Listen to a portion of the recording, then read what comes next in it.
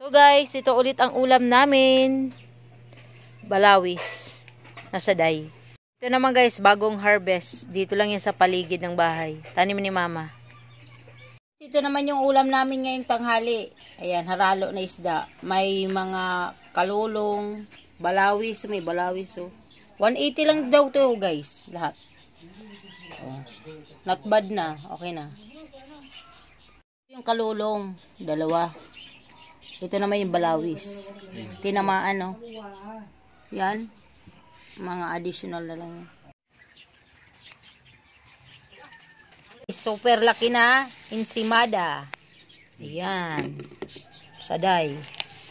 Tapos, meron kami ditong hinagom. Ayan. Galing ito sa ninong namin sa kasalo. Na hinsimada. Sarap guys.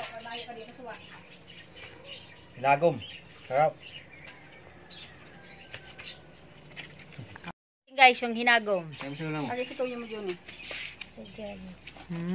Ano ko na, nasira mo di. Sarap nito oh. Very pure. Steaks. Oh guys, oh. Bibigay daw sa damayan. Ano yung damayan? Ini na damayan, pag halimbawa, member ka na din eh, ano sini, wala man din registration. Basta once na may member ka na din eh, halimbawa, Siguro ang magbi-member lang mga taga-barangay. No? Oo, ano lang yan sa barangay. Tapos, ano sini na damayan. Mga simpleng damayan Kung na. halimbawa, member ka na din, kung halimbawa may unman remalaso sa pamilya, na in kaso, baga, sagad soon, binawian sinhuram na buhay. Ang intero na member sa damayan, magkukulikta sin kada 100, ihatag sa pamilya, san may unsin, mga nagkamay unsin problema na pariso na pumanaw ang mahal mo sa buhay, sugad so na mangyayari. Para danon sa pamilya, lalo na ang mga waraon. Kaya mao sinin tataga, mao sinin ang dahilan na damayan na nagkakasarayo ang barangay niyo. Halimbawa, maganda yan. Opo, ang pamilya ni Inoy, may covered ni, pwede sin i-covered ang parikan, kamanghod niya, na wala man kakayahan para mag-member din eh. Covered niya. Si Mano Andy. Ay, entero din na sa sulod sa pamilya, covered mo.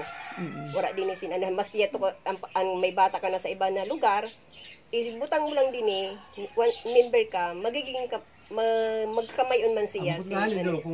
Magiging ang pamilya ko.